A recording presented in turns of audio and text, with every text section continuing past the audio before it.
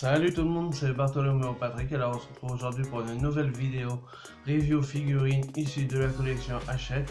Malheureusement ce sera la dernière puisque c'est le dernier numéro. Donc ça sera le numéro 80 avec Luffy en version Gear-Secondo. Donc vous voyez la couverture du fascicule. Donc je vais vous faire la présentation dans un instant.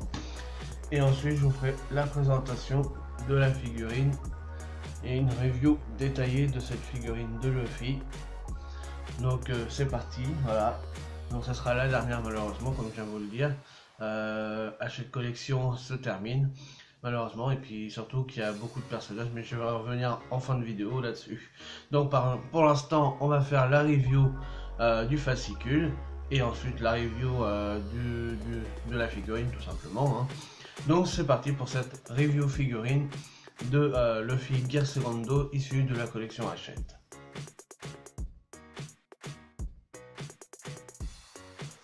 Alors comme d'habitude la collection officielle One Piece, donc Luffy Gear, évolution du fruit du caoutchouc, donc en Gear-Secondo. Donc là c'est le numéro 80. Donc là on a la photo du personnage avec toute cette fumée pour le Gear-Secondo. Donc dans ce numéro la figurine de Luffy en Gear, plus le poster New World, ouais, qui n'est pas vraiment un poster New World mais c'est pas grave. Donc là le logo de Hachette. Et de l'autre côté le logo de la Toei Animation. Donc comme d'habitude ici nous avons toutes les personnes qui ont contribué à l'élaboration du fascicule et les renseignements si vous voulez vous abonner. Donc voilà, pour la France, la Belgique, la Suisse, le Québec, voilà. Vous avez là les numéros de téléphone et l'adresse, donc je laisse un petit peu si vous voulez vous renseigner. Voilà, si vous n'avez pas eu le temps de tout noter, vous pourrez mettre sur pause. Donc voilà, les détails sur la vente au numéro, le service clientèle et toutes les personnes qui ont contribué à l'élaboration de ce fascicule et de la collection. Donc là, le logo One Piece avec les ayants droit et Oda, la Shueisha et la Toei Animation. Voilà, objet de collection. Donc voilà, grâce à eux, on a eu cette collection, malheureusement, elle se termine. Donc là, nous avons le logo One Piece. Donc là, c'est le sommaire du numéro 80. Donc la figurine en page 3 avec les détails dessus. Donc Luffy en mode Gear-Secondo.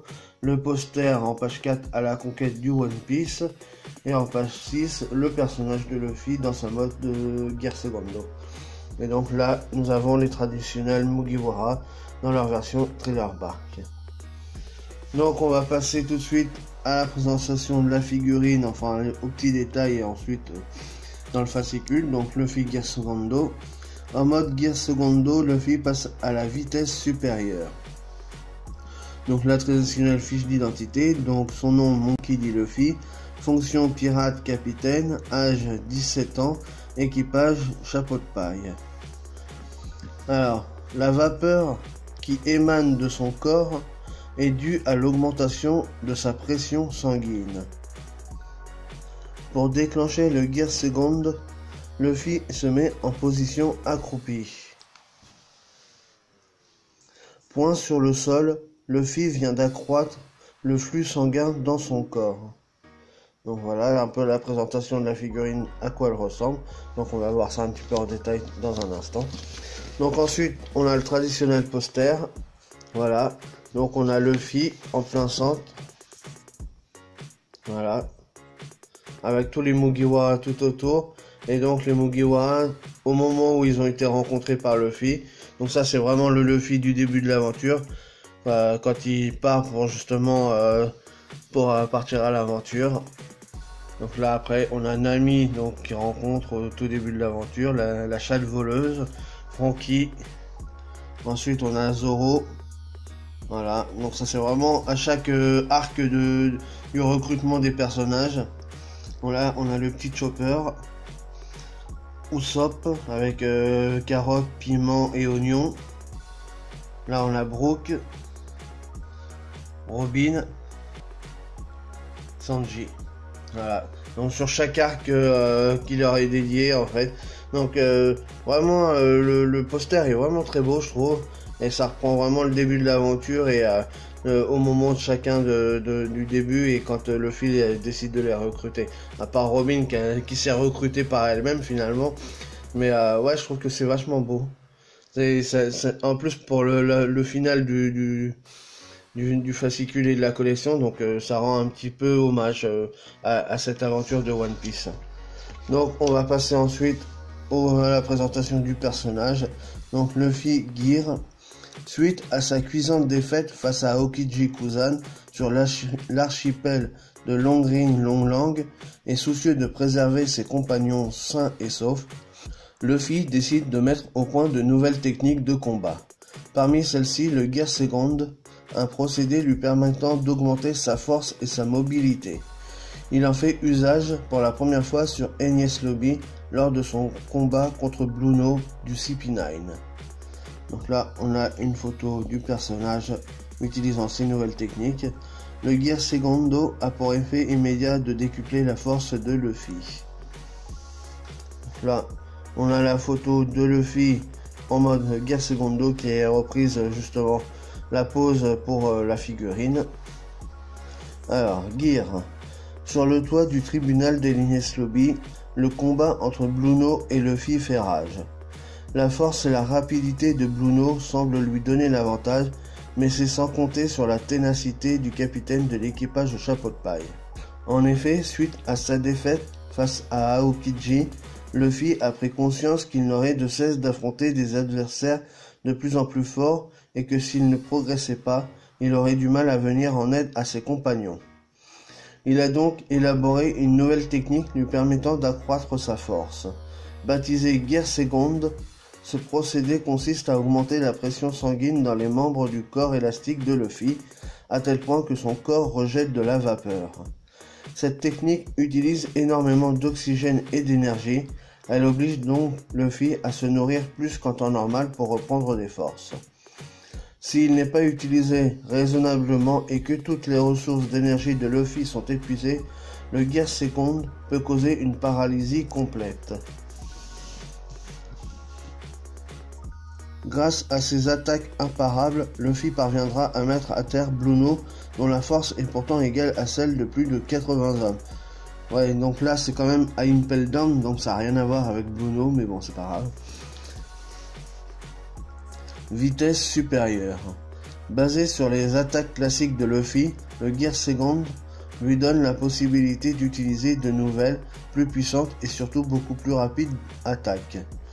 Même un assassin aussi doué que Blueno a du mal à y faire face.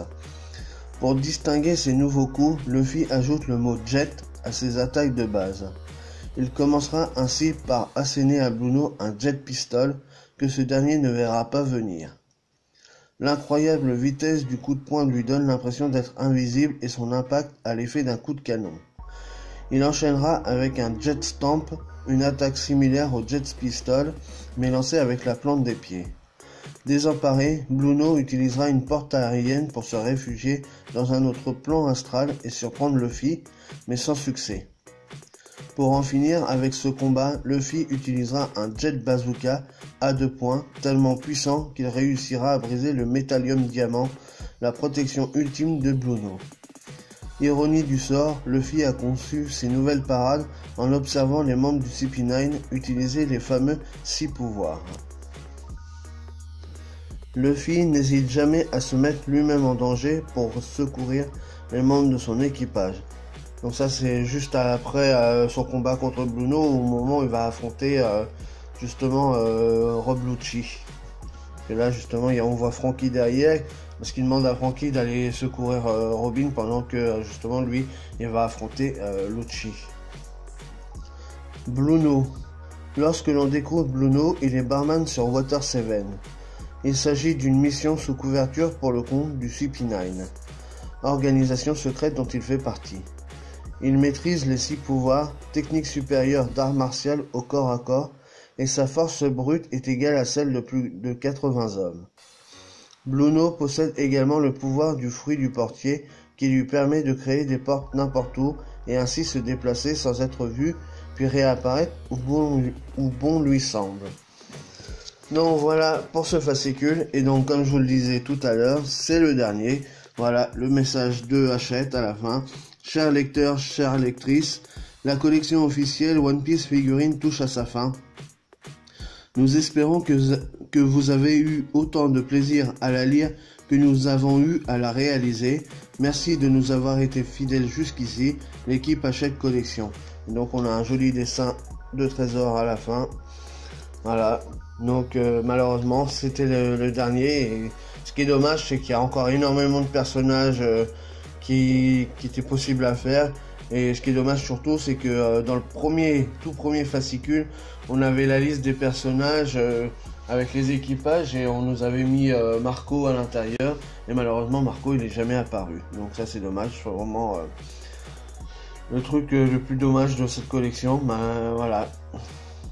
Donc tout de suite, on va faire la présentation de la figurine de Luffy de cette collection Hachette. Allez, c'est parti.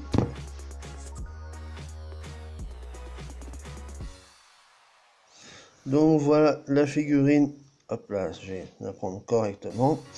Voilà la figurine de Luffy, comment elle se présente. Donc franchement, je trouve qu'elle est super bien réalisée, hein. Le visage est vraiment badass. On voit toute la rage qu'il a dans ses yeux. Voilà, le sourire, enfin la bouche là, énervée. Franchement, on voit bien les tendons aussi au niveau de son cou. Voilà, on voit bien qu'il est en colère. La lanière de son chapeau est plutôt bien faite. Voilà, le chapeau est plutôt bien réussi. Ses cheveux sont plutôt bien faits aussi. Voilà, on a toute la vapeur qui est dégagée un peu partout sur son corps. Bon, après c'est la vapeur, mais c'est pas, ça fait un peu comme sur celle de César, hein. C'est un truc, voilà, c'est pas les Bandai, hein, avec l'effet transparent. Mais bon, c'est plutôt bien réussi quand même, hein. C'est pas mal, hein. Bon, il y a quelques petits défauts, on voit que ça a été gratté là, par exemple.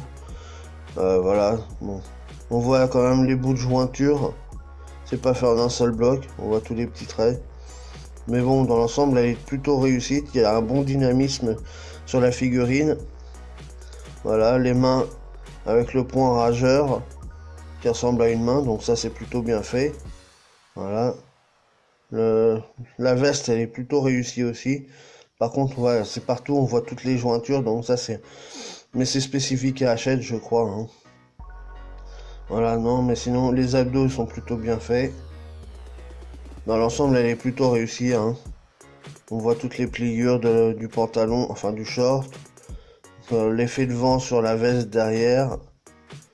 Donc, non, plutôt réussi quand même, cette figurine. Pour du Hachette, évidemment, hein. Donc, même l'autre main est plutôt bien faite, hein. Elle ressemble à une main, hein. Donc, là-dessus, il n'y a pas de problème. Donc, plutôt satisfait pour cette figurine, hein. Et l'avantage, c'est que cette figurine, elle tient toute seule, sans le socle. Bon, le gros défaut de ces figurines de Hachette, c'était le plus gros défaut pour moi, franchement, ça a été les socles. Ça a été une catastrophe. Donc pour celle-là, heureusement, elle tient sans le socle. Donc ça, c'est un bon point. Donc voilà. Voilà ce qu'il y avait à dire sur cette figurine, hein. Donc malheureusement, c'est la dernière. Je ferai quand même une petite vidéo, alors par contre je sais pas quand, pour faire un petit peu une sorte de bilan de ces figurines, hein. Vous dire les points positifs, les points négatifs par exemple, revenir un petit peu sur ce qui a été bon, ce qui a été pas bon, voilà.